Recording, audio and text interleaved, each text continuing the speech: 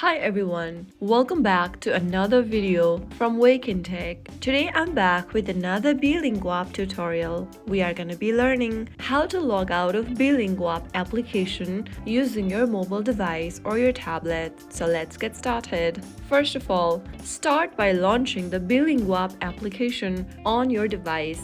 Once you're logged into your account, from the home page, go to the More button at the bottom right corner. Once you're inside the More menu, go to the upper right corner and tap the three dots. In the pop-up, click on Log Out at the very bottom. In my case, it says Log Out Rupa. Tap on that and then you'll be able to log out of your Beelinguapp account. So there you have it. That is how you easily log out of Beelinguapp anytime you need. If you want to get back to your account again using one of these options on the page.